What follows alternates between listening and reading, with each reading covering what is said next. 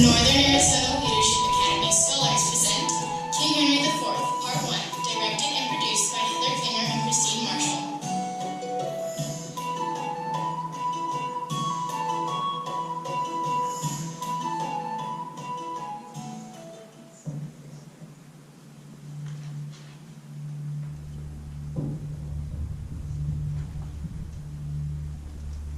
Since dethroning King Richard II, Queen Henrietta has looked forward to peace in her kingdom. News of rebellions in Scotland and Wales threaten her plans for a crusade to the Holy Land. She learns of the courageous deeds of Hotspur, but is troubled by news of his apparent disobedience. Also known as Harry Percy, Hotspur's gallantry in battle stands in glaring opposition to the irresponsible living of her own son, Harry, the Prince of Wales.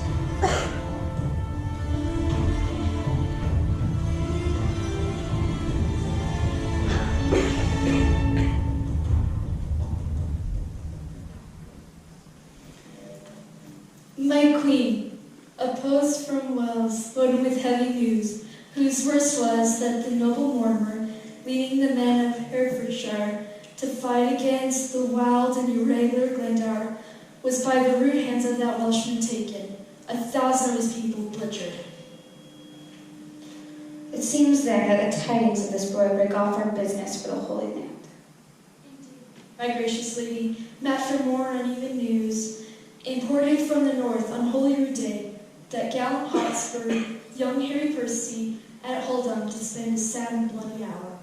Here is a dear, a true industrious friend on Holdham's plains. A prisoner as Hotspur took Mordache, the Earl of Fife, and eldest son to be Douglas, and the Earl of Athol, Moray, Angus, and Menteith. And is not this an honorable spoil? A gallant prize, cousin, is it not? In faith, it is a conquest for a prince to boast of. Yea, thou makest me sad, and makest me sin, and envy that my Lord Northumberland should be the father so blessed a son, whilst I, by looking on the praise of him, see dishonor and riot stain the brow of my young Harry. Oh, if it could be proved that some night trick and fairy had switched them where they lay in cradle clothes, so that I have his Harry, and he mine. But let that from my thoughts. What think you, coz, of this young Percy's pride? The prisoners which he in this adventure has surprised, to his own use he keeps and sends me word. I shall have none but Mordache, the Earl of Fife. This is Anne's teaching. This is Worcester, malevolent to you in all aspects, makes himself prune up the crest of youth against your dignity. I am sent for him to answer this, so inform the lords. I will.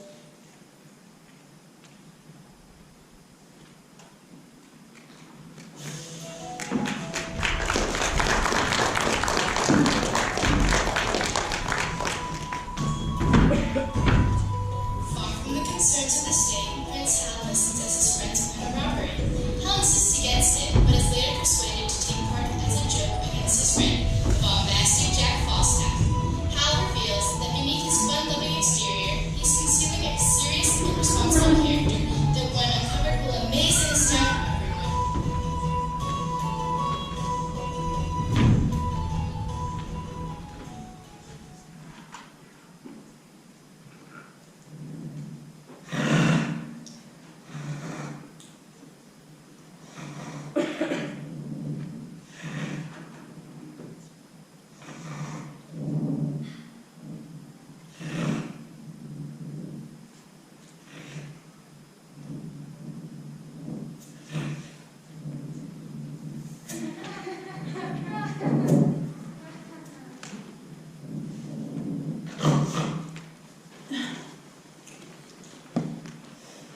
Hello, lad. What time of day is it?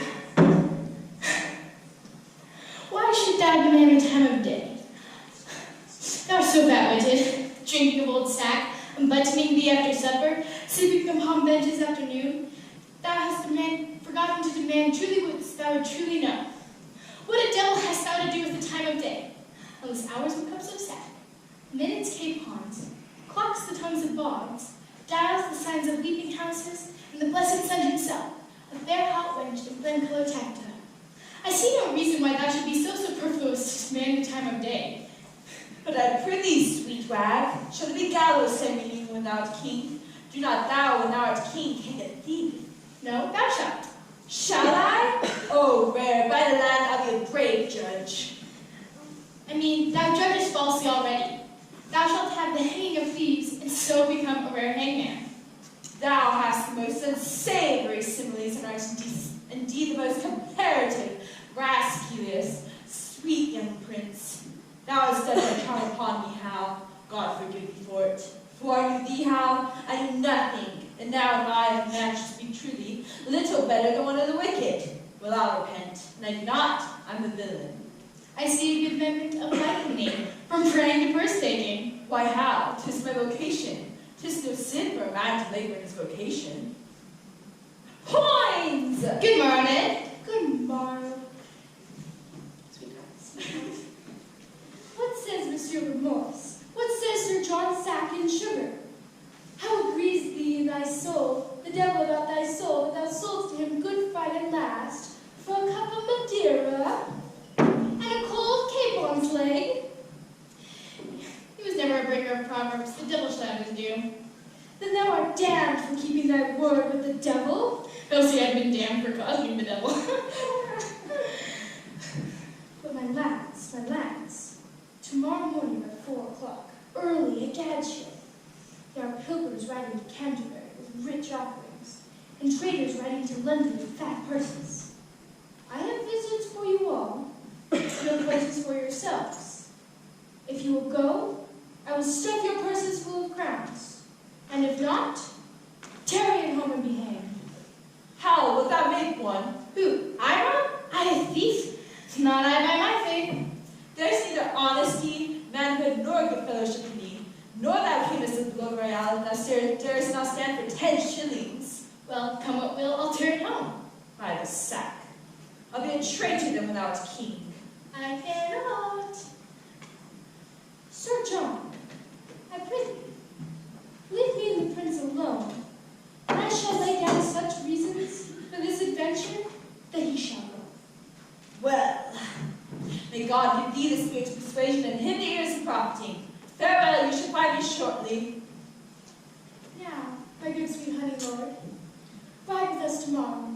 I have a jest to execute that I cannot manage alone. Falstaff, Barnolf, and Peter will rob those men that we have already waylaid. Yourself and I will not be there.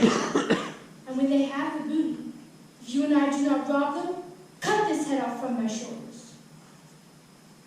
Yea, but 'tis they will know us by our horses, by our habits, and every other appointment, to be ourselves. Tut! Our horses they shall not see.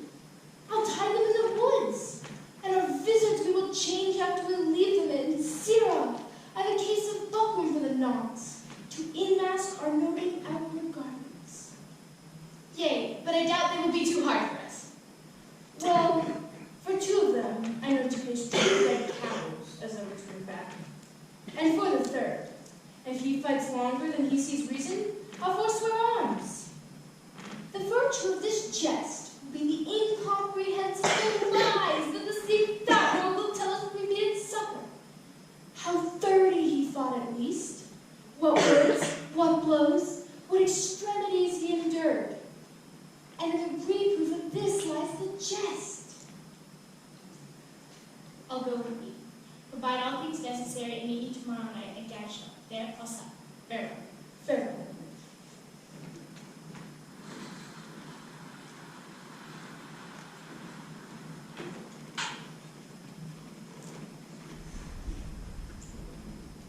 I know you all well, and will a while uphold the indochine of your idleness. Yet, herein will I imitate the sun, who doth let base contagious clouds smother the feed from the world. Then, when he please again to be himself, being wanted, he may be more wondered at. By breaking through the foul and ugliness of vapor since it seems to strangle him. If all the year were playing holidays, to sport would be as tedious as to work. When they seldom come, they wish for come, and nothing pleaseth but rare accidents. And so when this loose behavior I throw off, and pay the debt I never promised, by how much better by my word than I am? By so much shall I falsify men's hopes, like bright metal on a sullen ground. Reformation glittering o'er my fault. Which hath no foil to set it off. Also a pen, to make a fence a skill. Redeeming time, when men think least I will.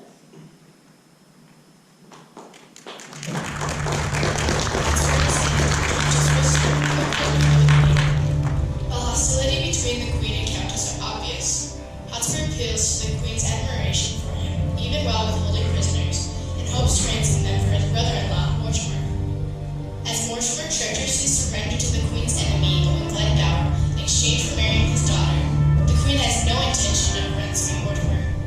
When the queen leaves, Worcester reveals that there is a rebellion planned against the queen, and Hotspur agrees to lead it.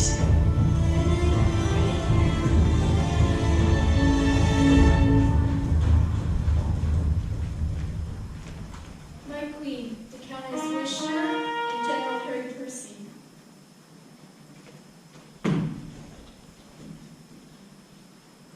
My blood hath been too cold and temperate, an apt to stir these indignities, and you have found me, for accordingly you tread upon my patience. But be sure I will from henceforth rather be myself. Our house, my sovereign lady, little deserves a scourge of greatness to be used on it, and that same greatness by which our own hands have helped make so portly.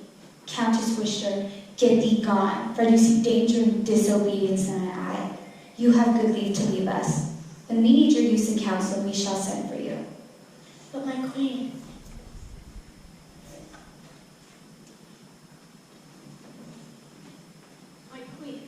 I did deny no prisoners, but I remember when the fight was done, when I was dry with rage and extreme toil, breathless and faint, leaning on my sword, came there a certain lord, neat and trimly dressed, fresh as a bridegroom, his chin new raked, shall like a stubble end at harvest hill. He was perfumed like a milliner, and twixt his finger and his thumb he held a pouncet box, which every night he gave his nose and took it away again. And as soldiers bore dead bodies by, he called them uptown knaves, unmannerly to bring a slovenly and handsome corpse betwixt the wind and his nobility. With many holiday and lady terms he questioned me. Amongst the rest, demanded my prisoners in your majesty's behalf. I then, all smarting with my wounds being cold, to be so pestered with a popinjay, out of my grief and my impatience, answered neglectingly, I know not what. He should or he should not. For it made me mad to see him shine so brisk and smell so sweet and talk so like a wavy gentlewoman. And I beseech you, let not his report concur for an accusation, betwixt my love and your high majesty. circumstances considered, my lady, what have you said, so say it now. Why yet he doth deny his prisoners, with proviso and exception that we at our own charge should ransom straight his brother-in-law, the foolish Mortimer, who hath willfully betrayed the lives of those that he took lead to fight against that great magician, that Glendower, whose daughter, as we hear, dear Mortimer, hath lately married. Should we empty our coffers then to redeem a traitor home? No. On the barren mountains let him starve, for I shall never hold that man my friend who should ask me for what a penny cost to ransom home revolted Mortimer. Revolted Mortimer? He never did fall off my sovereign liege. To prove that true needs no more but one tongue, for all those wounds he valiantly took, in single opposition, hand to hand. He did confound the best part of his power, and changing Hardiman with great Glendower. How could the noble Mortimer receive so many wounds, and all willingly?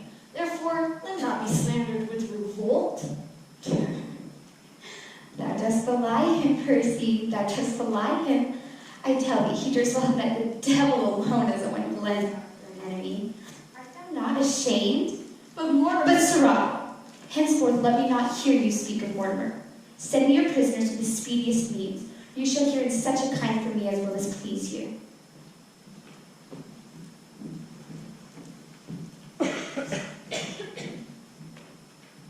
And if the devil come and roar for them, I will not send them. I will have to restrain, tell her so, for I will ease my hurt. But I will lift the downtrodden Mortimer as high in the air as this unthankful queen, as this ingrate, cankered Duchess of Bolingbroke. Who struck at his feet after I was gone?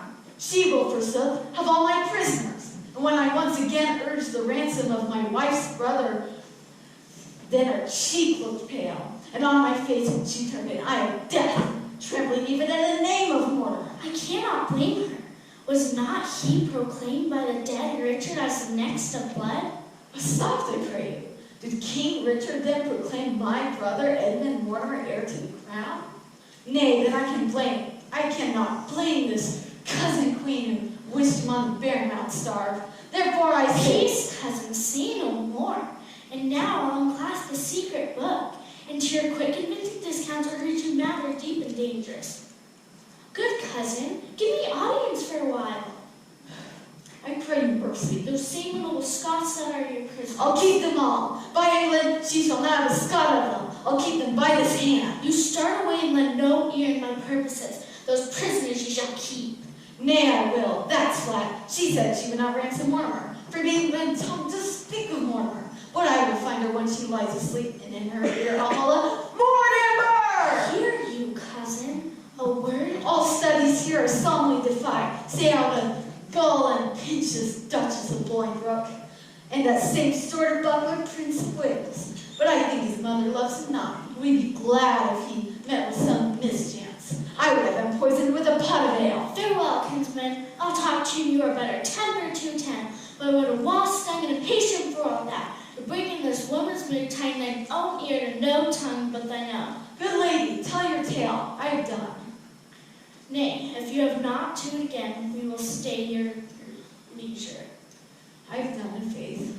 Then once again to your Scottish prisoners, deliver them up without their ransom straight to Northumberland, your father in Scotland. And then the power of Scotland and of Glendower are to join with Mortimer, ha? And so they shall. Faith is exceedingly well aimed.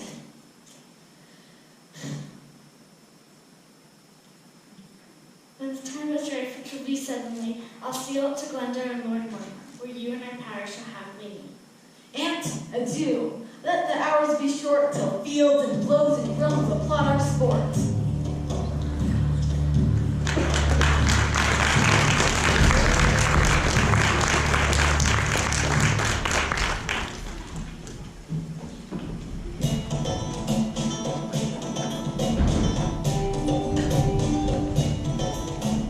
The day of the robbery has arrived. Falstaff complains of the Countess, who points at Hal not taking part in the robbery. Falstaff, Bardolph, and Peter successfully robbed the nobleman, only to be robbed themselves.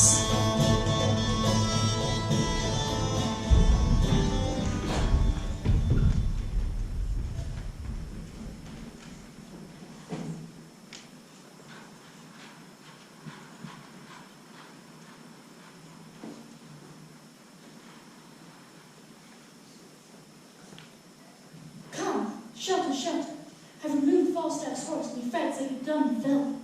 Stand loose! Points! Points and behave points! He's walked to the top of the hill. I'll go seek him. I'm cursed to rob that thief's company. The villain hath taken my horse and tied my know not where. If I travel but 4 foot by the squire further afoot, I shall break my wind. Well, I doubt not but to die a fair death for all this. That is, if I escape hanging for killing that rogue. If the rascal have not given me medicines to make me love him, I'll be hanged. It could not be else. I have drunk medicines. Points, a hound, a plague on you both. Bardolph, Peto, I shall starve ere I rob a foot further. 8 yards of uneven ground is 10 miles afoot with me, and the stony-hearted villains noble enough. A plague upon what these cannot be true one from another. Casey, on with your visit. There's one of the queens coming down the hill. It's going to the queen's exeter. You lying rogue, it is going to the Queen's Tavern. There's enough to make us all. To be hanged. Soon will they not rob us? What? Sir John Punch a coward? Now, my masters, happy man be his dulcie eye, every man his business. Rah!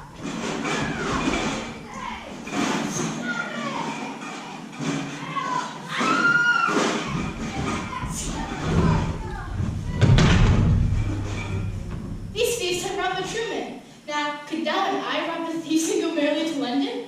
Be an argument for a week, laughter for forever. Stand close. I hear them coming. Come, my masters, let us share, and let horse before day. And if the prince appoints me not two errant cowards, there's no equity stirring. There's no more valor in that poison or wild death.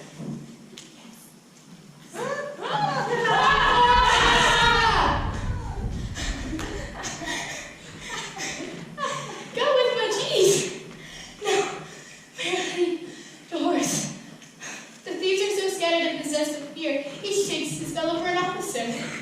Awaken then. Falstaff sweats to death as he guards the leaves of the earth that he walks along. Were we not laughing? I should have been here. Oh, my God.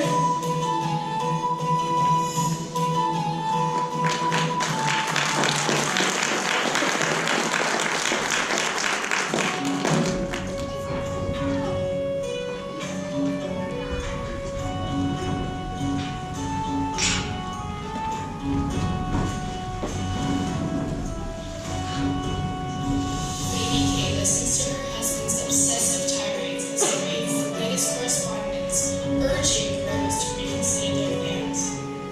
Despite his determination for secrecy, Kate worries about the changes she sees in her husband and fears that trouble is coming.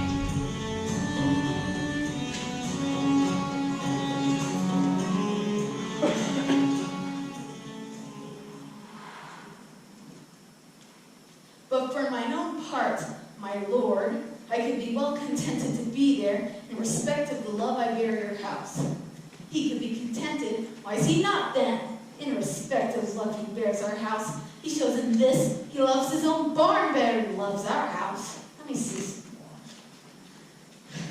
The purpose you undertake is dangerous, why, that's certain. 'Tis dangerous to take a cold, to sleep, to drink. But I tell you, my queen, fool, out of this nettle, danger, we pluck this flower, safety. The purpose you undertake is dangerous. The friends you have named unsorted.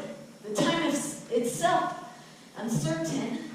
And your whole plot too light for the counterpoise of so great an opposition. Say you so. I say to you again, you are shallow, cowardly hind, and you lie. What a lack brain is this? By the land, our plot is as good a plot as ever was laid. Our friends true and constant. Zoons and I were now by this rascal. I could brain him with his lady's fan. Let him tell the queen. We are prepared. I will set forward tonight. Hannah, Kate, I must leave you with these 2 hours. Oh, my good lord, why are thou thus alone? For what offense have I this fortnight been? A banishment from my nurse bed. In thy faint slumbers I did thee have lost. Shrewd tales of iron wars, cry courage to the field. And thou hast taught thy spring had been so o'er, that beads as such stood upon thy brow. Some heavy business have I worn him, and I must know it, else he loves me not. Zoons, my horse. But carry, my lord, What sayest thou, my lady? what is it that carries you away? My horse, my love, my horse. Out, you mad-headed babe, the wheel's not such as clean as you were tossed with. In faith, I'll know your business to me, that I will. I fear my bone more and more has stirred by his title, and sent for you lines and prices. But if you go, So far afoot, I shall be weary, love. come, answer me directly in this question that I ask. Away, away, you trifler. Love, I love thee not. I care not for thee, Kate. This is no world to play with mammoth and to tilt with lips. We must have bloody noses and cracked crowns, and pass some current too. Zoons me, my horse.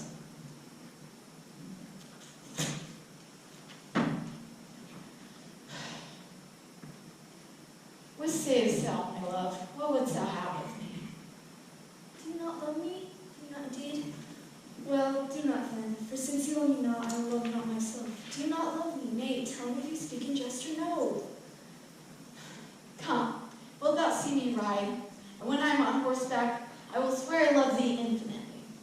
But hark you, Kate, I must not have you henceforth question me whither I go, nor reason whereabouts. Whether I must, I must. And to conclude, this evening must I leave you, gentle Kate. But hark you, whither I go, thither shall you go also. Today will I set forth, tomorrow you. Will this content you, Kate? It must of force.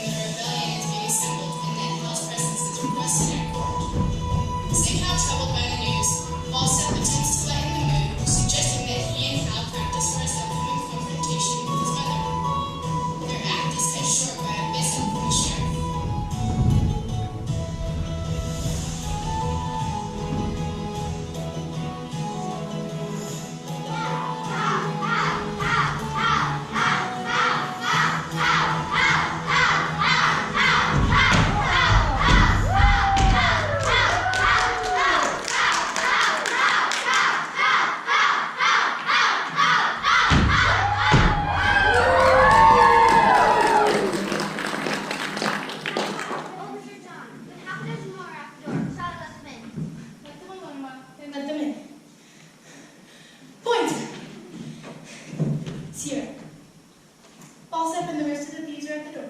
Shall I be married? As merry as crickets, my lad. But hark! What cunning match have you made with this jest of a draw? Come, what's the issue? I am not yet of Percy's mind, Hotspur of the North.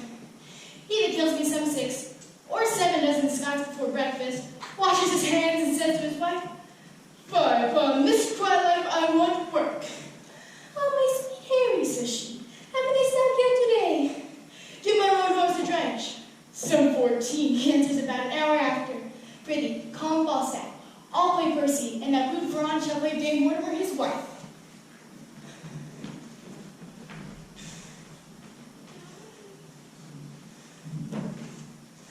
Plague of all cowards! Welcome, Jack. Where's step in? Plague of all cowards, I say. The vengeance too. Marry and eat men. Give me a cup of sack, lass. Ere I leave this life long, I shall neither so stock no men than I put them to. A plague of all cowards. You say no virtue extant. Didst thou ever see a Titan kiss a dish of butter? Pitiful-hearted Titan, melted at the sweet tale of the sons. Thou didst. Then behold that compound. You rogue! There's lime in this sack, too. There's nothing but roguery to be found in this man, yet a coward is worse than a cup of sack with lime in it. A villainous coward. Go thy ways, old Jack. Die when thou wilt. If manhood, good manhood, be not forgot upon the face of the earth, then I am shot and herring. There live not 3 good men unheaped in England, and one of them is fat and grows old. A plague of all cowards. Now, old sack, what mutter you? A queen's son, ha! If I do not beat thee out of thy kingdom with a dagger of laugh, and drive all thy subjects up before thee like a flock of wild geese, and then go a hair on my face more, you Prince of Wales. Why, you wholesome young man, what is the matter?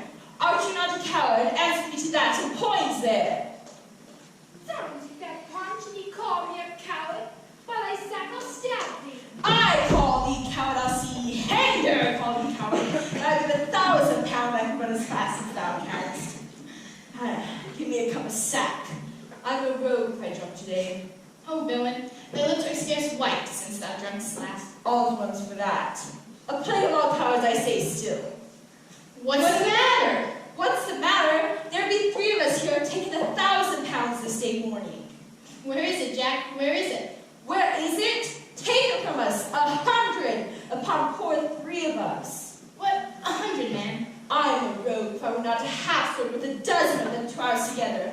I've escaped by a miracle. I'm 8 times thrust through the doublet, 4 times through the hose, my buckler cut through and through, my sword hacked like a handsaw. I say signum. A plague of all cowards. Let them speak. They speak more or less of the truth. They're villains in the sons of darkness. Speak, sirs, how was it? We 3 set upon some dozen, 16 at least, my lord. and bound them. And unbound the rest, and then come in the other. What? Fought with you them all? Oh, I know not what you call. But if I fought not with 50 of them, then I'm a bunch of radish. If there are not 2 or 3 and 50 upon poor old Jack, then I'm no 2-legged creature. For God, you may not have murdered some of them. Nay, that's past praying for. 2 I'm sure I peppered. 2 I'm sure I paid 2 rogues in buckram suits. I tell thee what, Hal, if I tell thee a lie, spit in my face and call me hoarse. Thou knowest, my lord. Here I lay, and thus I won my point. 4 rogues in buckram that drive at me. What? 4? But thou sayest 2 even now. 4, Hal, I told thee 4. Aye, he said 4.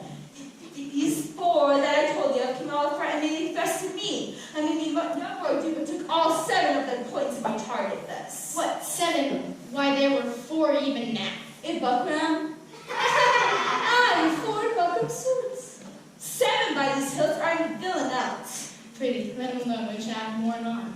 Dost thou hear me, Hal? Aye, mark thee too, Jack. Do so, for it is worth the listening to. These 9 in buckram that I told thee of, So 2 more already. their points being broken, down from their homes, began to give me ground, but I followed me close, came foot in hand with the thought, 7 of the 11 I paid!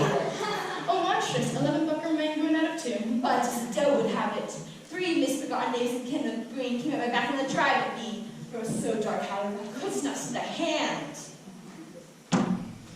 These lies are like the fathers that begets them. Open, palpable. Why, thou clay-brained guts, thou not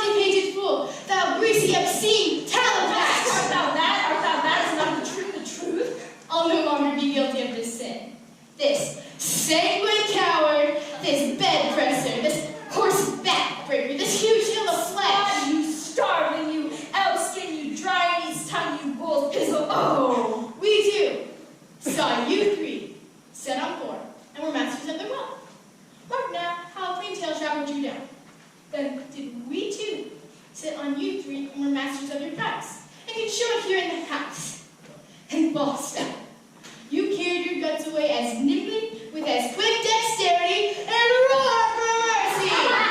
And still, and roared as a veritable calf. What a slave thou art to hack thy sword and sit within a fight. What trick, what device, what starting hook canst thou seem to find to hide thee from this open and apparent shame? Come, let's hear it, Jack. What trick hast thou now?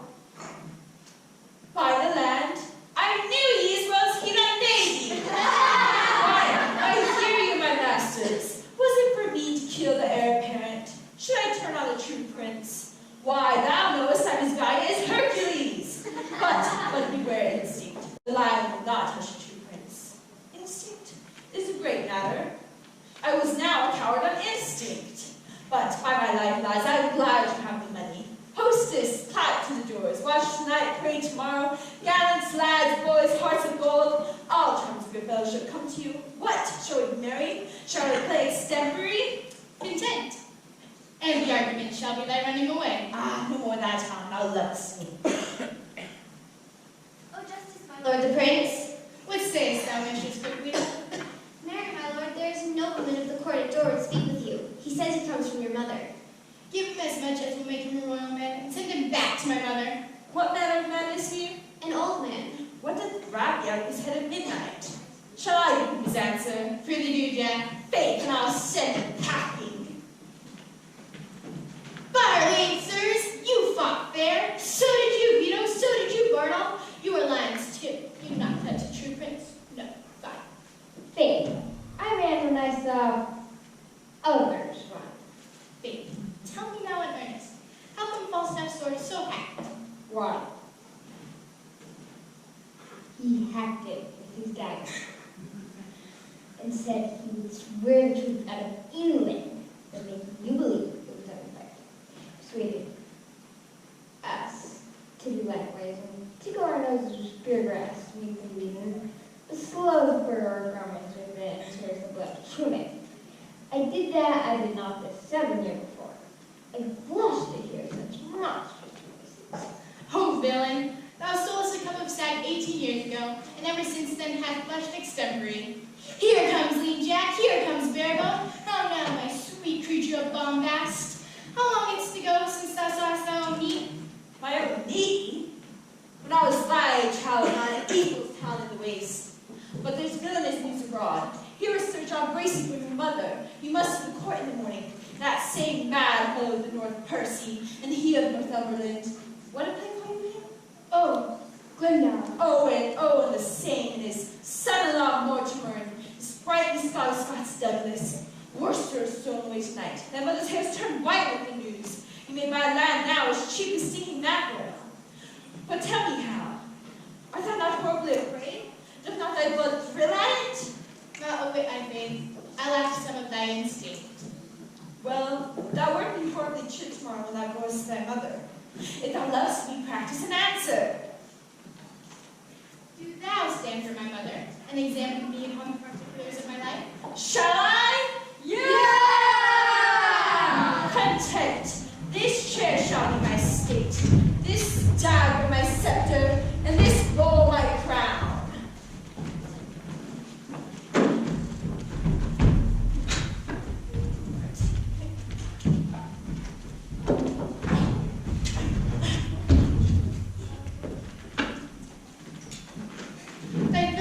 Thy state is taken for a joined stool, thy golden scepter for a leaden dagger, and thy gold crown for a pitiful bald crown. Well, and the fire of grace be not quite out of thee, now thou shalt be moved, for I must speak in passion, and I will do it in the Queen's vein. Oh, this is excellent sport and faith. Oh, the mother, how he holds her countenance. Peace, good Pintpot. Peace, good Ticklebrain. Harry, I do not only marvel where thou spendest thy time, but also have thou accompanied. If then thou being sent to me, here lies the point. Why being sent to me art thou so pointed at? For Harry, I do not speak to thee in drink, but in tears, not in pleasure, but in passion, not in words only, but in woes also. And yet, there is a virtuous man who I have often known in thy company, but I have known not his name. What manner of man would you like, your majesty? A good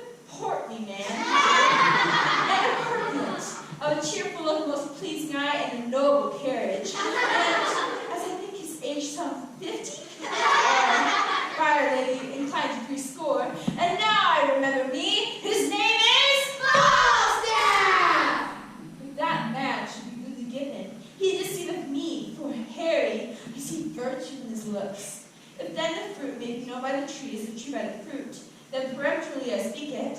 There is virtue in that Falstaff. Keep him with. The rest, vanish. Dost thou speak like a queen? Stand for me. I'll play my mother. Depose me, if thou dost it half so gravely, so majestically, both word and manner. Hang me up by the heels for a rabbit supper of poulter's hair.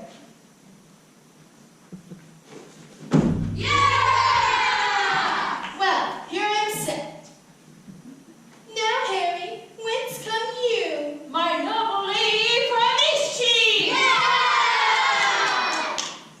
The complaints I hear of thee are grievous. Blood, my lady, they are false. Swearest thou, ungracious boy, hence ne'er look upon me, thou art violently carried away from thy grace. There is a devil that haunts thee in the likeness of an old fat man. A ton of a man is thy companion. Why dost thou converse with that trunk of humors, that bolting hutch of beastliness, that swollen parcel of dropsies, that huge bombard of sack, that cloak bag of guts, that father ruffian, the vanity in years? Wherein is he good? But to taste sack and drink. Wherein eat and cleanly? But to carve into and keep on and eat it. We're cunning, but in craft. We're crafty, but in villainy. We're villainous, but in all things. We're unworthy, but in nothing. I would your grace would take me with you. Who means your grace? That villainous, abominable misleader of youth, Falstaff! My lady, the man I know. But to say I know more harm in him than I know myself, or to say more than I know. That he is old, the more the pity. His white hairs to witness it. But that he is, saving your reverence, whoremaster, that I utterly deny. If sack and sugar be a fault, God help the wicked. If to be old and merry be a sin, then many an old host that I know is damned. If to be fat, to be hated, then Pharaoh's lean kind be loved. No, my good lady, no. Banish Quito. Banish Hoynes. But for sweet Jack Falstaff, kind Jack Falstaff, valiant Jack Falstaff, and therefore more valiant as he is old Jack Falstaff. Banish not him, thy Harry's company. Banish poor Jack, banish all the world. I do. I will. That's right. My lord, the sheriff is the most monstrous watch that ever been. Archibald, play on the plan. Rush to see on behalf of that Falstaff. The sheriff and all the watch are at the door. They are coming to search the house, so I let them in. Go, hide thee. Now, my masters, for true face and good conscience, let them in.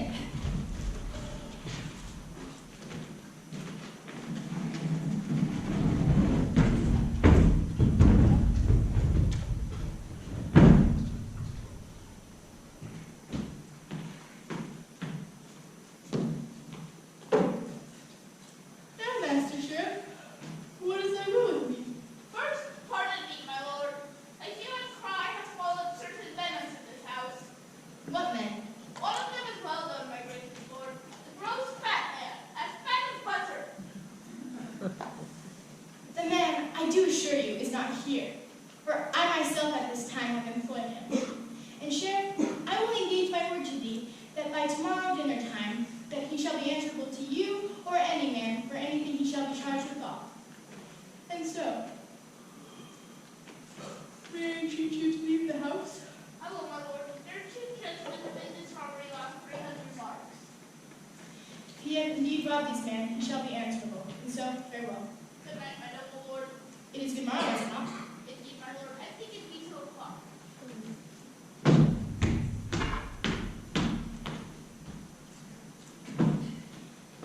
This lordly rascal is known as Pauls. Go, call him for it. Falstaff! Fast asleep under the table and snorting like a horse. Hark, my heart, he catches his breath. Go, search his pockets.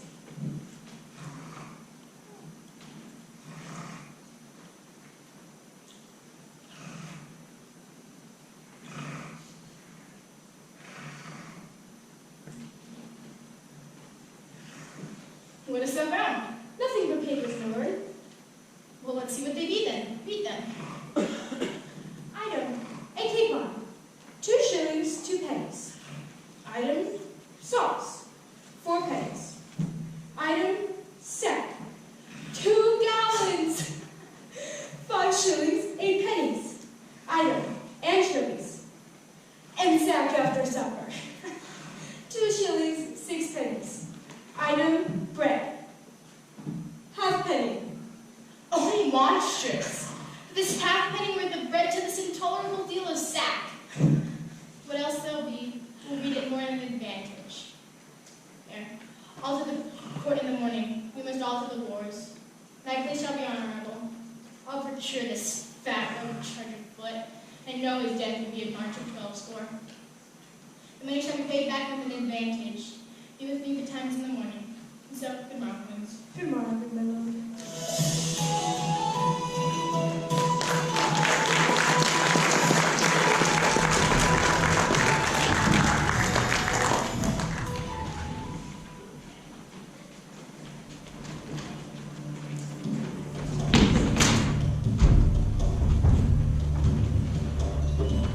Eager for allies, Hotspur meets with Mortimer's eccentric father-in-law, Owen Glendower. Hotspur can't stand Glendower's support and is openly rude and dismissive of his claims. Despite their differences, Hotspur and Glendower settle on a much divided plan once they defeat the Queen.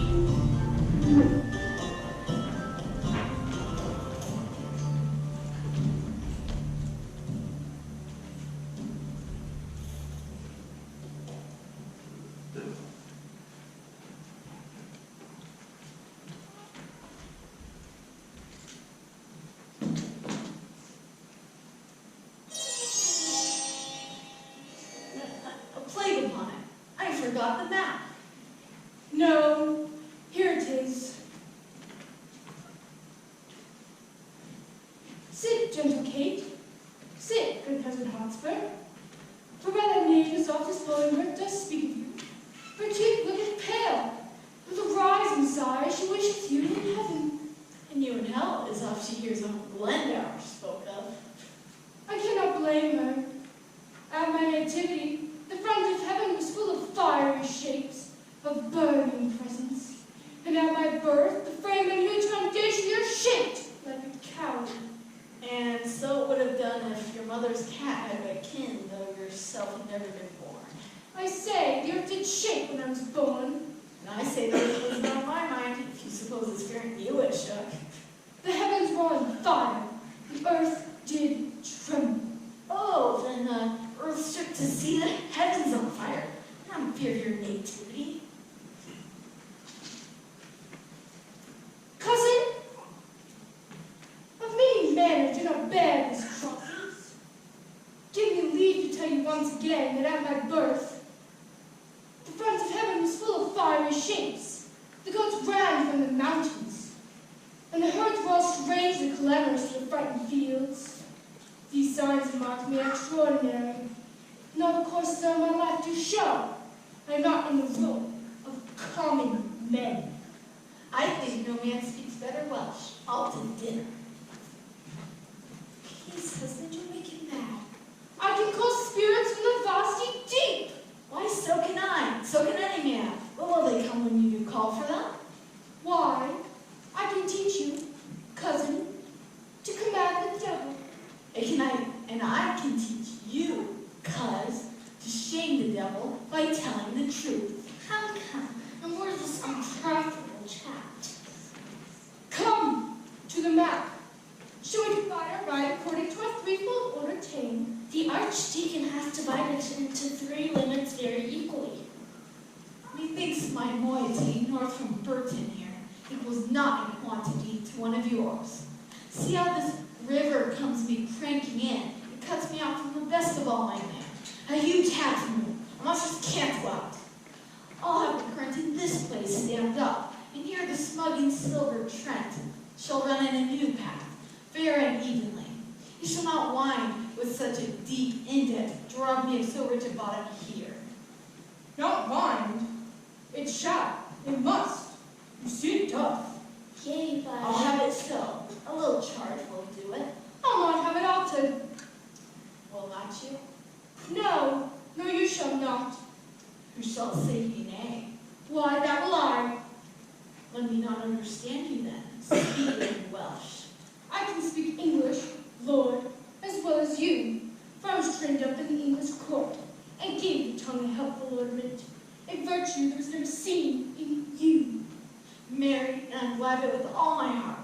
I had rather be a kitten and cry mew than be one of these same meter ballad mongers, just like the foreskin is shuffling mad. Come, should have Trent turned. Moonshine's fairy may wave at night. Fie has never say you cross Glendower. I cannot choose. Sometimes he angers me with the telling of the moldwork and the ant, of the dreamer Merlin and his prophecies, of the dragon and a fiddless fish, and such a deal of scamble stuff as puts me from my faith. I'd rather live with cheese and garlic in a windmill far than feed on cakes and have him talk to me in any summer house for Christmas. In faith, he is a worthy gentleman, exceedingly well-read and confident, and strange in servants. Valiant as a lion. I warn you, man is not alive might so tempted to death as you have done, without the thought of danger would be. Do not use it off, let me entreat you. In faith, my lord, you are too willful of blame, and such your coming hither have done quite enough to put him quite beside his patience. You must needs learn, Lord, to mend this fault, though sometimes it shows greatness and courage bled, yet oft times it doth present harsh rage, and looseth men's hearts and to leave behind a stain. Good manners be your speed.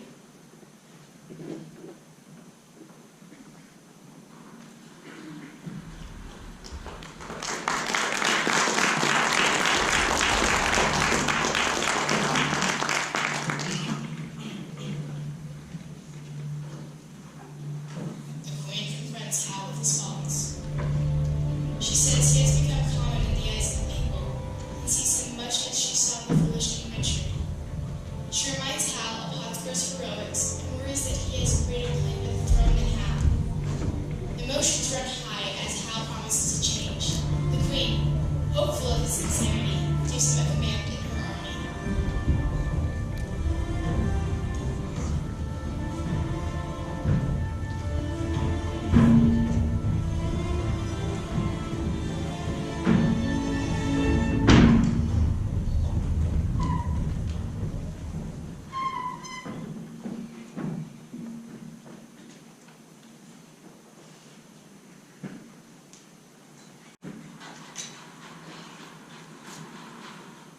Lords, give us leave. The Prince of Wales and I must have some private conference. But be near at hand, for we shall presently have need of you.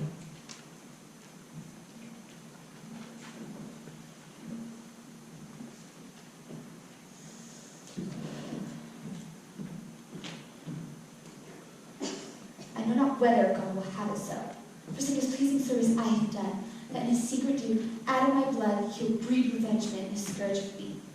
But thou dost, in thy passages of life, make me believe that thou art only marked with the hot vengeance of the rod of heaven to punish my mistreaties. Tell me else, could such inordinate and low desires, such poor, such fair, such lewd, such mean attempts, barren pleasures, rude society as art matched with all gratitude, accompany the greatness of thy blood, and hold their levels with thy princely heart? So please, your God Majesty. pardon thee. Let me wonder, Harry, at thy affections which bewilder me, quite from the flight of all my ancestors. Thou art almost an alien to the hearts of all the court and princes of my blood. The hope and expectation of thy time is ruined, and the soul of every man prophetically doth foresee thy fall. I stole all courtesy from heaven, and dressed myself in such humility that I did pluck allegiance from men's hearts, loud shouts and salutations from their mouths, even in the presence of the crowned king. The skimping king, he ambled up and down, mingled his royalty with capering fools, grew a companion to the common streets, so he had a virgin to be seen, whose but as a cuckoo is in June, heard, not regarded, seen with such eyes as sick and blunted with community, afford no extraordinary gaze. That very line, Harry, standest thou hast lost thy priestly privilege with vile participation. Not an eye, but is weary of thy common sight. Save mine, which had decided to see me more, which I would not have to do, be blame itself with foolish tenants. I shall hereafter, my gracious queen, be more myself. For all the world as thou art now was Richard then, and as I was then is Percy now. Him were more the interest of state than thou, the shadow of succession. Thrice hath this Hotspur, Mars in swaddling clothes, this infant warrior in his enterprises defeated enemies, and now Northumberland, Glendower, Douglas, and Mortimer capitulate against us and are up. But why do I tell these news to thee? Why, Harry, do I tell thee of my foes? To show thou art degenerate. Do not think so. You shall not find it so. And God forgive them that have so much have swayed your majesty's good thoughts away from me. I will redeem all this on Percy's head, the closing of some glorious day, be bold to tell you that I am your son. When I will wear a garment of all blood, and stain my favors in a bloody mass, which washed away shall scour my shames with it. That shall be the day, wherein it rights, this same child of honor and renown, this gallant Hotspur, this all-praised knight, herein thought of Harry chance to me. Then shall I make this northern youth exchange his glorious deeds for mine dignities, and shall call him up so strict an account, make him render every glory up. This in the name of God I promise you, that I will die 100,000 deaths ere break the smallest parcel of this vow. 100,000 rebels shall die in this. Thou shalt entrust and sovereign trust herein. My queen, Lord Mortimer of Scotland, sent word that Glendower and the English ladies met the love for this month at Shrewsbury. On Wednesday next you shall set forward. On Thursday we ourselves will march. Our hands are full of business, let's away. If they are to treat some fat, what man delay?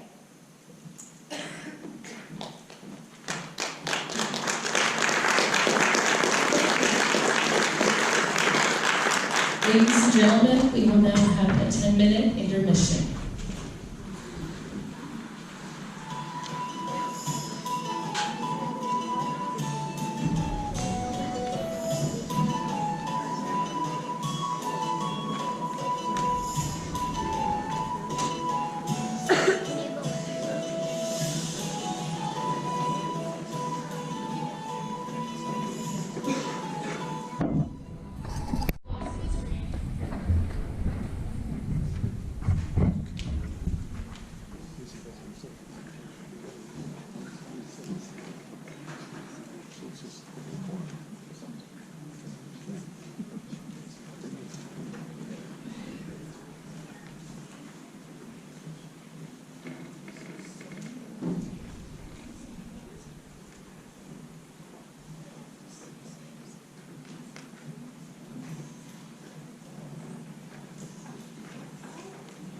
Falstaff is upset about the loss of his ring and accuses poor Mistress Quickly of housing thieves. When Hal returns to the tavern, he seems less interested in games with Falstaff. He admits to picking his pockets, then returning the money they stole. He then announces that Falstaff will be an officer in his army.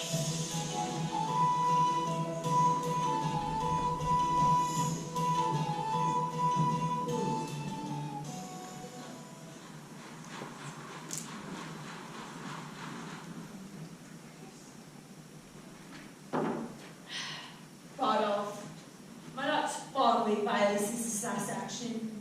Try not to fade. Try not to dwindle. Why, my skin hangs about me like an old lady's loose gown. I'm withered like an old apple john. Well, I'll repent, and that suddenly, while I'm in some liking. I shall be out of heart shortly, but then I shall have no strength left to repent. Company, villainous company, hath been the spoil of me.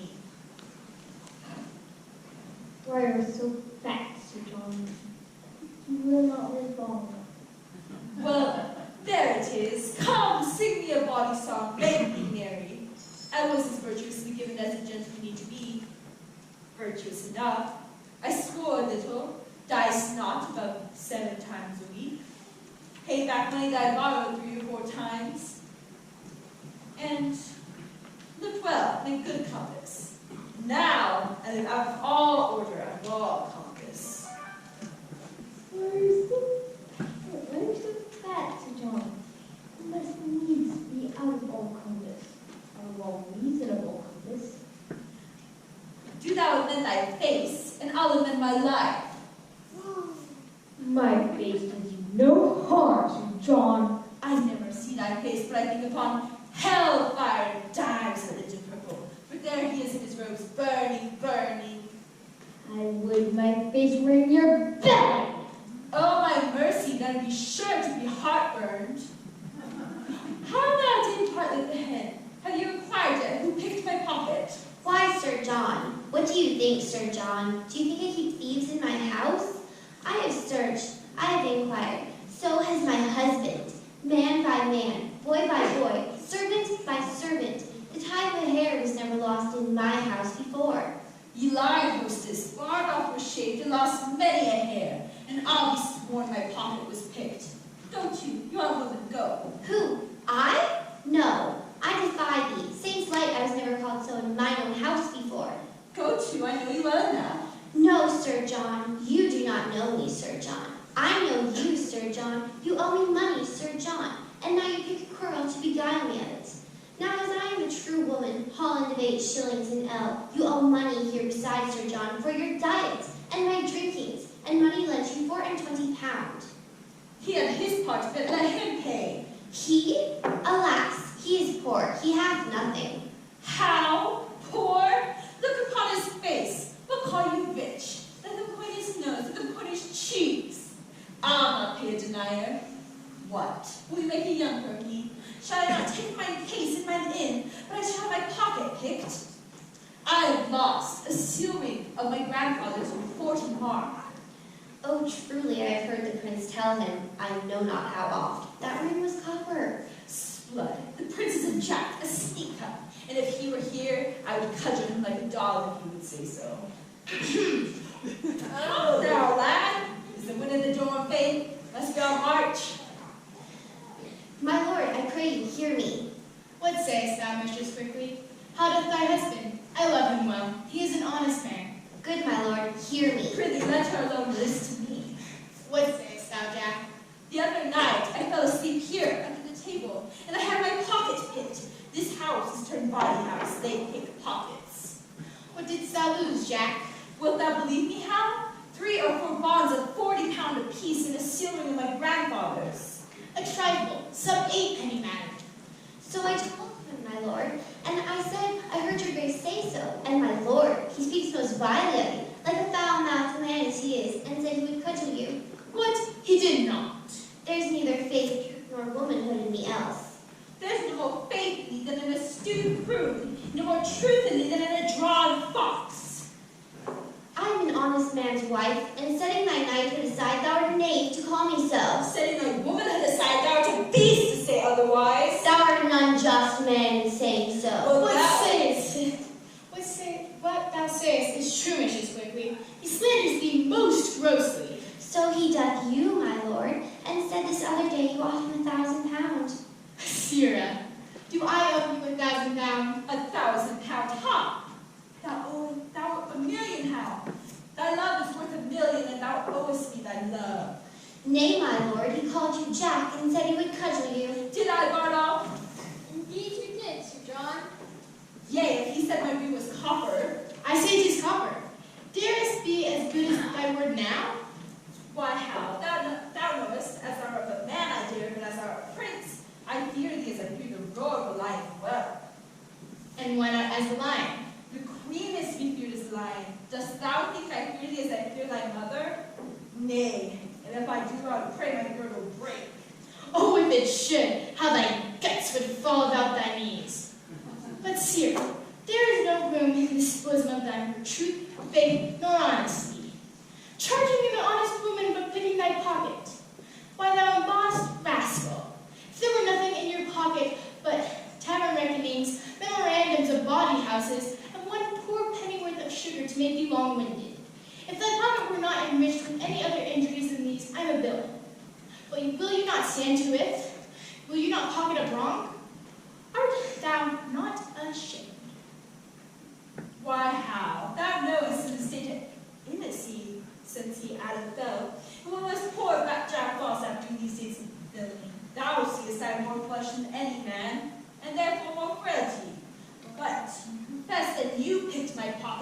It appears so by story. Hostess, I forgive thee. Go! Look to thy servants, cherish thy guests, love thy husband. Cherish thy Thou guest. shalt find me pacified, traceable to any honest treason. You. I am pacified still, nay, prithee be gone. Now, Hal, to the news at court with Robert, lad, how is that answered? Oh, my sweet Beef, I must still be an angel to thee. The money is paid back. Oh, I do not like that paid back. 'Tis a double labor. I have procured thee, Jack, a charge of foot. I would have been a horse. Where shall I find one that steals well? Bardock.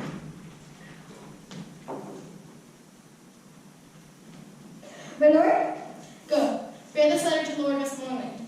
Points, to horse, where we have ere 30 miles to ride ere dinner time. Jack, meet me tomorrow at the Temple Hall at 2 o'clock in the afternoon. There shalt thou know thy charge, and receive money and order for the furniture. The land is burning, Percy stands on high, and either we or they must low or lie. Rare words, brave world. Hostess, my breakfast come. Oh, I would this tavern were my drum.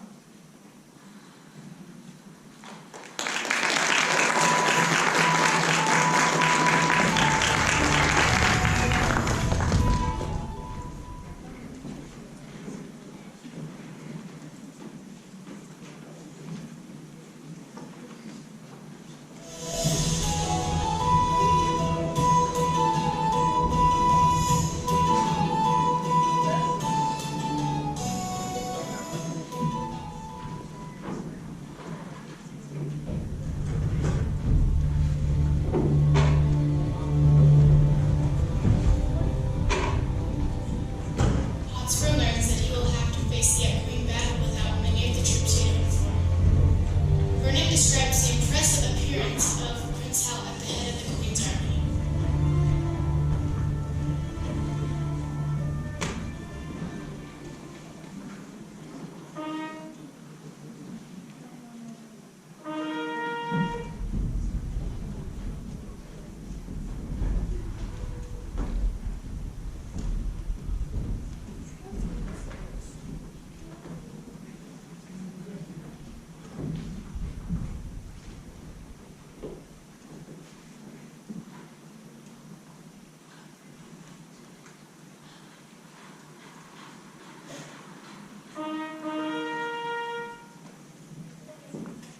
What letters pass Elder?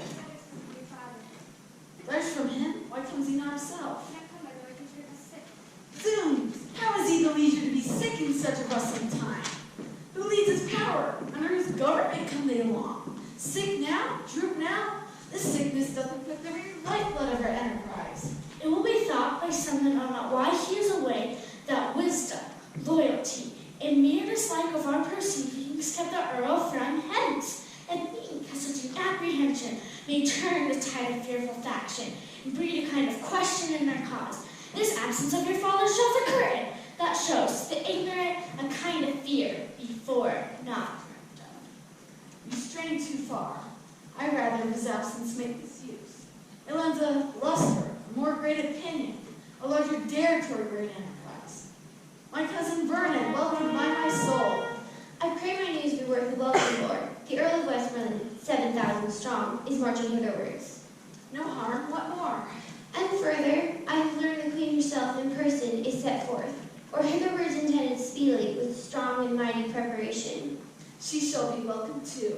Where's her son, the nimble-footed madcap Prince of Wales, his comrades at daft the world sight and bid it pass? All furnished, all in arms, all plumed like ostriches that with the wind bathed like eagles having lately bathed, glittering in golden coats like images, and full of spirit as the month of May, and gorgeous as the sun at midsummer, wanton as youthful goats, wild as young bulls.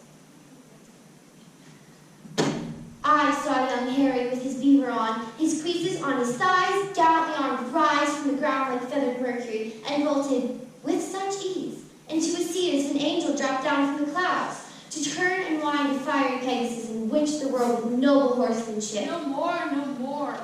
This praise doth nourish headaches. Let them come. They come like sacrifices in their trim. All hot and bleeding will we offer them. I'm on fire to hear this rich reprisal so lion yet at ours. Come, let me see my horse, who's to bear me like a thunderbolt against the Prince of Wales. Harry to Harry shall meet and ne'er part till one drop down a corpse. Oh, that Glendower will come. There is more news. I have learned as I rode along in North Wales. He cannot draw his power this 14 days. I by my faith that bears in Frosty Sound. What may the king's full battle reach unto? To 30,000. 40 let it be. My father and Glendower being both away, our powers may serve so great a day. Come, let us take a muster speedily. Doomsday is near. Die all, die merrily.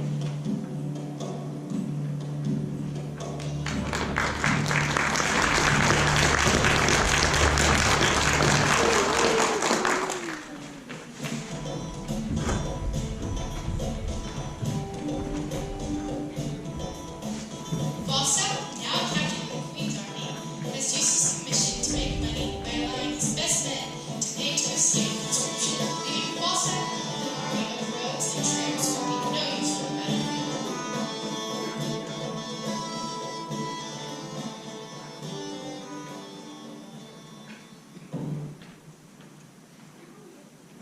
Bardo, get thee before to Coventry and fill me a bottle of sack. Our soldiers will march through. We'll to Sutton Coldfield tonight.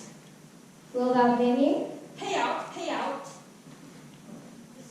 This borrowing is a copper.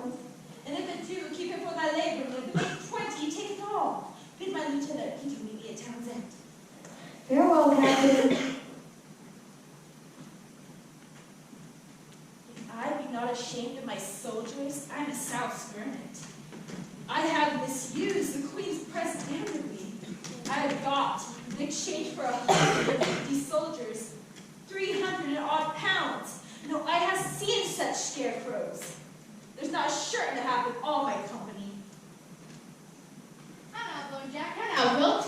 How now, madman? What the devil dost thou here in Warwickshire? Oh, Westmoreland, I beg pride and mercy. I thought your honor had already been at Shrewsbury. That time that I was there, and you too. But the queen is already there. I can tell you she looks for us all. We must away all night. Tut tut, never for me. We're as vigilant as a cat to steal cream. To steal cream indeed, for thy theft hath already made thee butter. But tell me, whose fellows are these? Mine, how mine? I did never see such pitiful rascals. They'll fill a pit as well as better. They're good enough to toss. Men, mortal men, mortal men. I'm Sir John, but we can start seeing you poor. Too bad we're leaving. Hey, for their poverty, they never knew that of me. And then for their bareness, I know not where they came from that. Spare to call 3 fingers on the ribs. But, Sirrah, Percy is already on the field. What, is the queen encamped? She is. I fear we stayed too long. Well, to the latter under a fray, in the beginning of feast, since it's a dual fighter. Yes.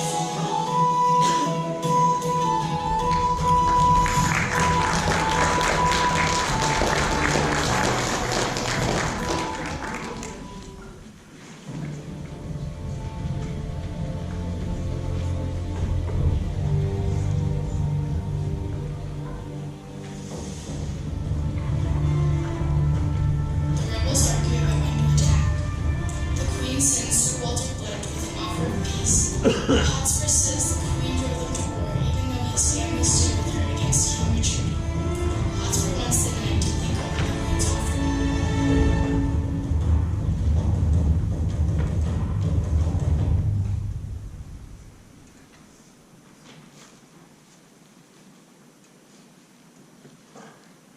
We'll fight with her tonight.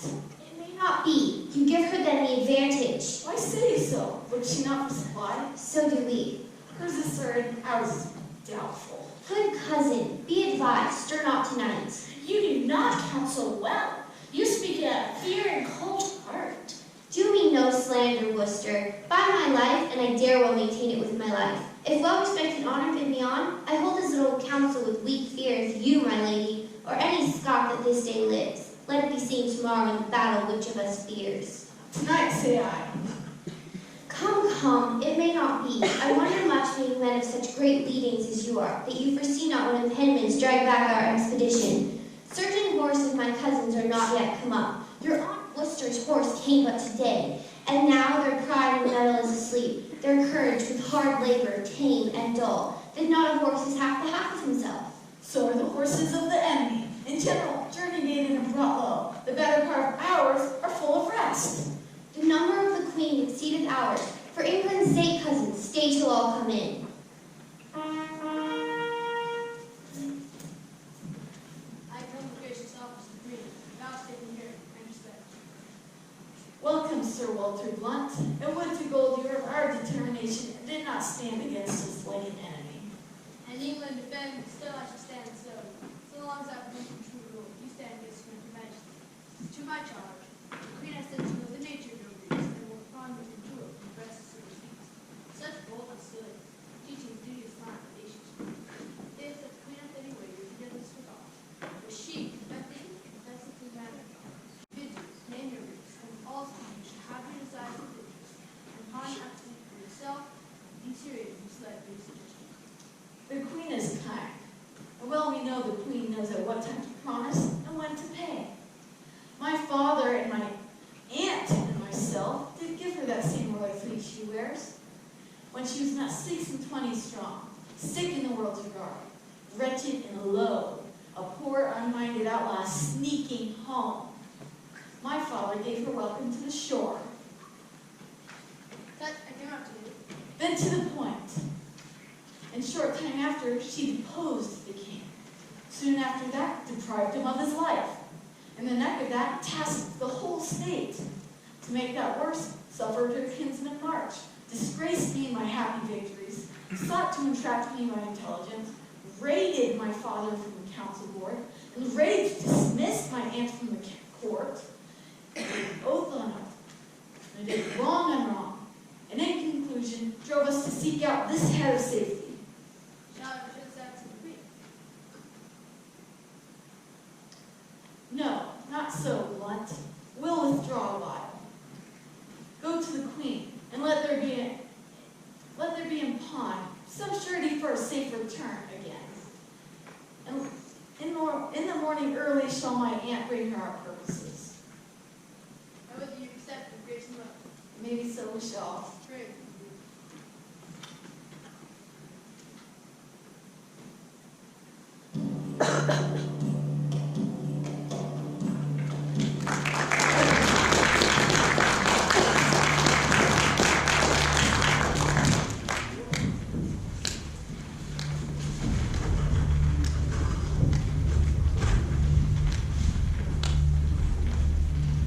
Hotspur sends Whistler to make their demands before the Queen.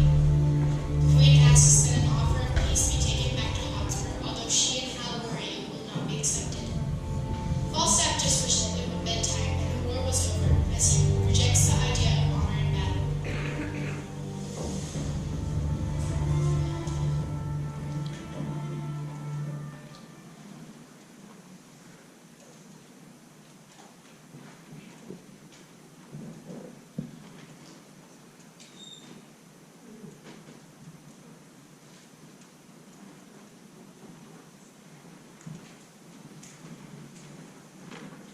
How lovely the sun begins to peer above yon Festia hill. The day looks pale at his distemperature. The trumpet doth play to his purposes. The hollow whistling in the leaves foretells the blustery day. Then with the losers let us sympathize, for nothing can seem foul to those that win. The trumpet sounds.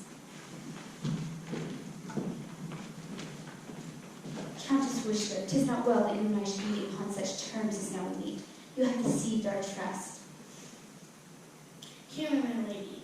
I have not sought the day of this dislike. You have not sought it? How comes it then? Rebellion lay in her way, and she found it. Peace to a peace. It pleased your majesty to treat you as a favor for myself and for our house. And yet I must remember you, my queen. We were the first and dearest of friends. When yet you were in count, nothing so strong and fortunate as I. Indeed, these things you have proclaimed, and never yet did instruction want such pell-mell havoc and confusion. There is many a soul shall pay full dearly for this encounter. Tell your nephew, Prince of Wales, to join with all the world in praise of Henry Percy. By my hopes, I am content, by his great name and estimation, to save the blood on either side, try fortune with me in a single fight. We love our people well, even those we love that have been misled upon your cousin's part. If they will take the offer of our grace, both he and they and you, every man, shall be my friend again, and I'll be his. So be gone.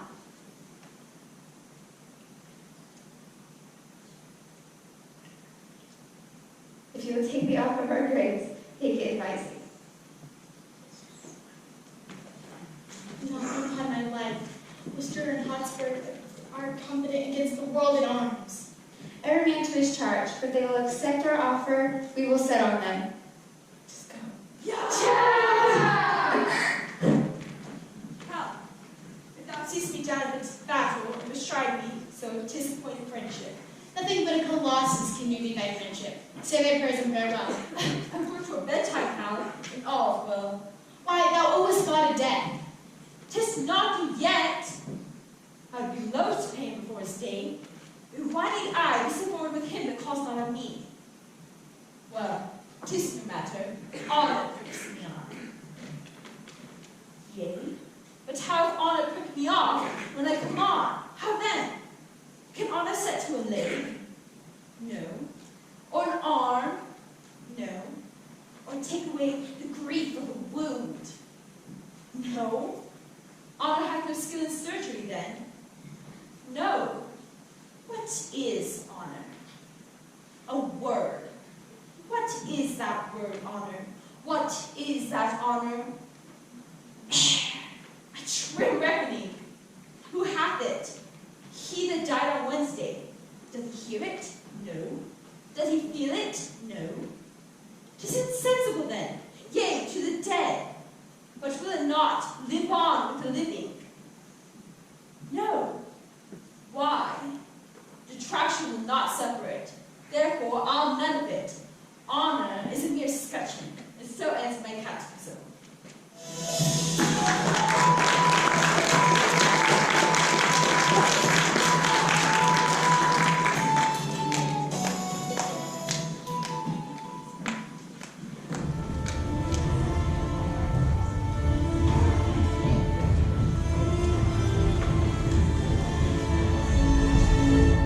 Despite the Queen's generous offer, Countess Worcester fears for her own life if the battle does not proceed in the reign of the Queen. With misinformation on both sides, nothing can stop the battle now. The Prince meets Falstaff briefly and asks for his help, only to be met with more excuses than praise. The war rages on.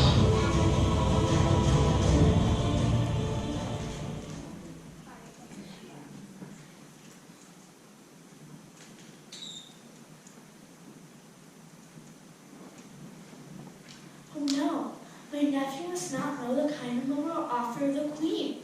Then we are all undone. It is not possible. It cannot be the Queen should keep her word in loving us. She will suspect us still and find the time to punish this offense and other faults. My nephew's trespass may be well forgot. It hath the excuse of youth and heat of blood.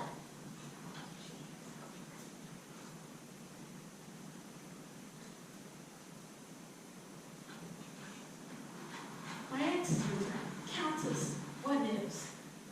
The Queen will bid you battle presently. There seems no mercy in the Queen. Did you beg any? Oh, with the quarrel laid upon our heads, and that no man might draw short breath today, but I am the Prince of Wales. I cannot read them now. Oh, gentlemen, the time of life is short. To spend that shortness basely were too long. And if we live to tread on kings. If die, brave death. When princes die with us. Woo! Let each man do his best. And here try the sword, whose temper I intend to stain with the best blood I can meet withal, and then in the adventure of this perilous day.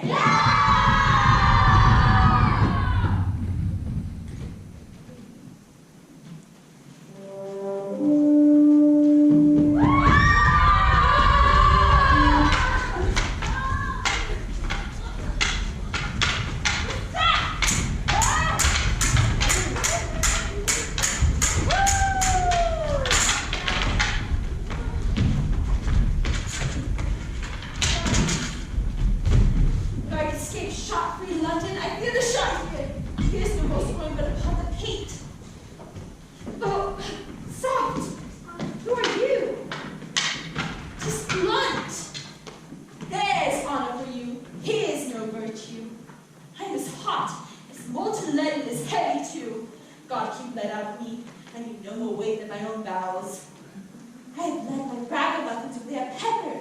Not 3 remain of my 150, and they are for the town's end to beg during life. But who comes here? Stand as idle here, lend me thy sword. Oh, Hal, I prithee, give me leave to breathe a while. Gregory never did such deeds and offices I have done this day. I am paid because I have made it sure. He is indeed living to kill me. I pray thee, lend me thy sword. Nay, Hal, if Percy liveth, thou gettest not my sword. But here, take my pistol if thou wilt. What, is it in the case? Aye, Hal, 'tis hot, we'll sack the city. What, is it time to dally just now? Well, if Percy be alive, I'll pierce him. If you do come in my way, so, and if you do not, I go in his willingly.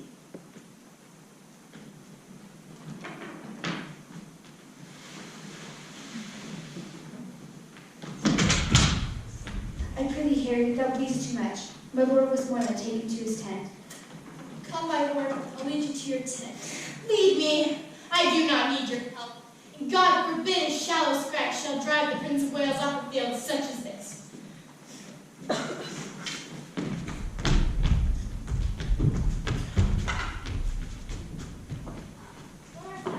This person of a queen. Worcester, seeing thou fallest to me so lovely, I will save thee, so defend myself. We stand opposed by such means as forged against us, and thus I win.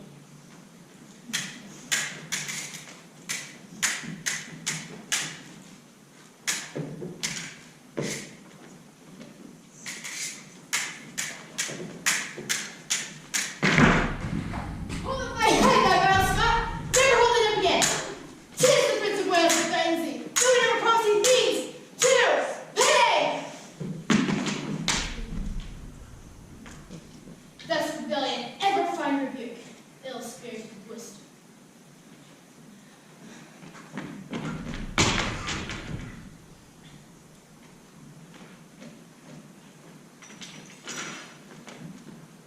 Did we not send you grace? Pardon in terms to all of you? A noble earl and many a creature else had been alive this hour.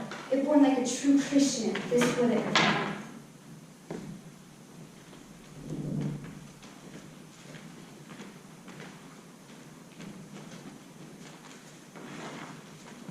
Mistake not, thou art the Prince of Wales.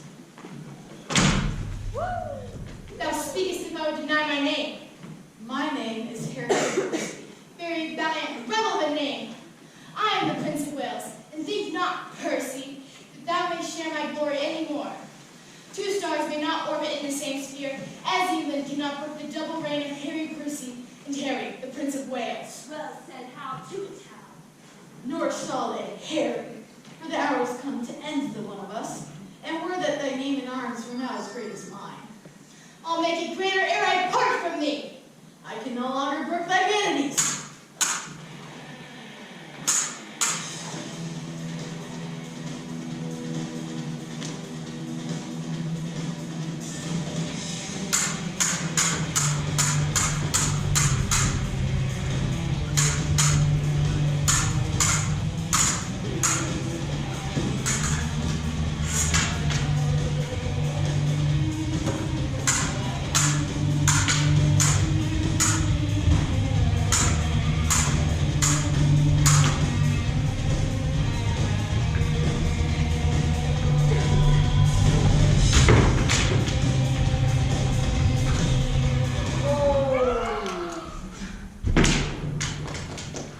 Harry, thou robbed me of my youth. Thoughts slave of life, and life, times, time that takes survey of all the world, must have a stop. No, Percy, thou art just food for worms, brave Percy. Farewell, great heart. Ill-weaved ambition, how much thou art shrunk. This body do contain the spirit. Kingdom's too small a bound. Now 2 paces of the vilest earth are room enough. Adieu, and take thy praise with thee unto heaven. What? Old acquaintance. Cannot all this flesh keep in a little life? Poor Jack. I could have better spared a better man. Oh, I should have heavy miss of thee, or much in love with vanity. Death had not struck so fat a deer today, though dearer in this bloody fray. In ballad will I see thee by and by. Until then, in blood, my noble Percy lie.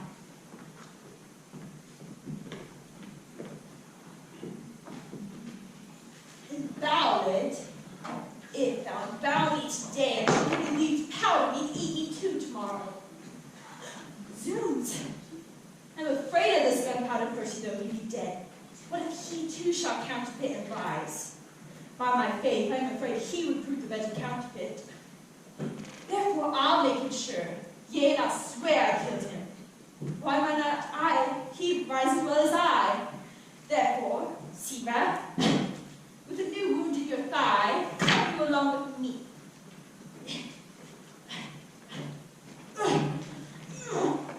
Breathe a while. Thou hast redeemed thy lost opinion in the spare rescue thou hast brought to me. Mother, they did me too much injury, that ever said I'd hearkened for your death.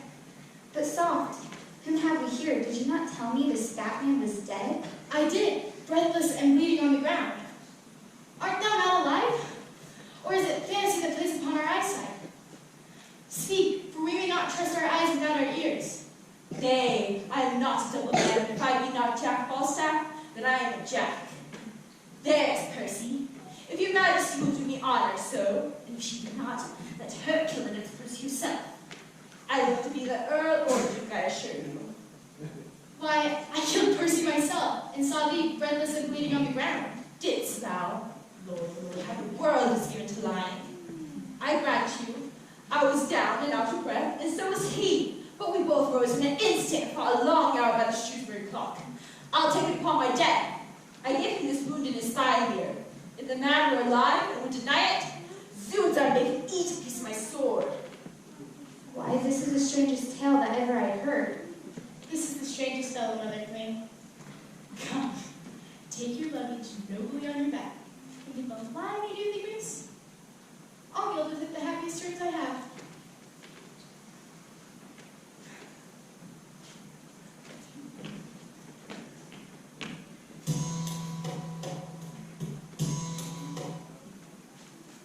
The trumpet sound, retreat! The day is ours!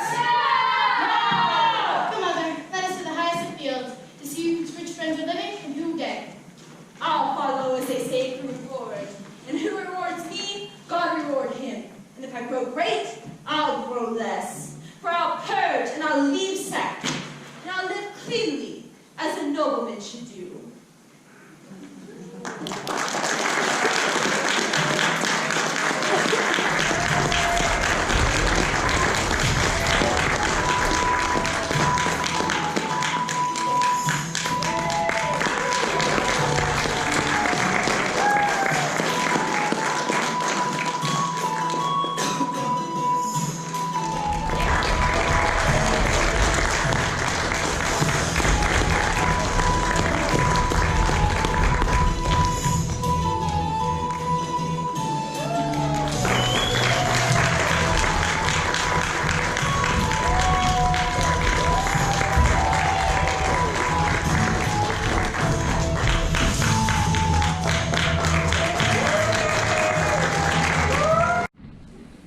And Deanna, come on stage, please.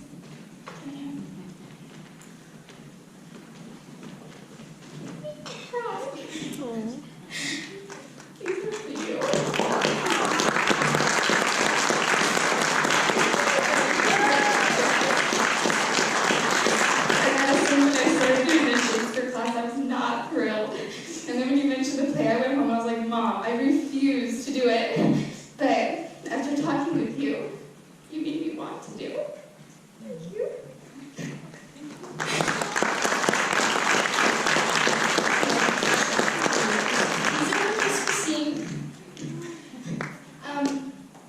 When my mom started Shakespeare, she was so scared because she didn't have a co-mentor.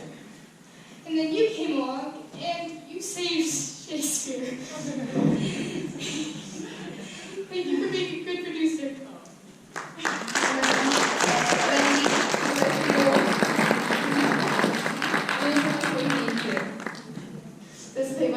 impossible without you. Indiana, these are for you. Thank you for coming to Indiana. I'm kidding after all of our bad attitudes and being told what to do.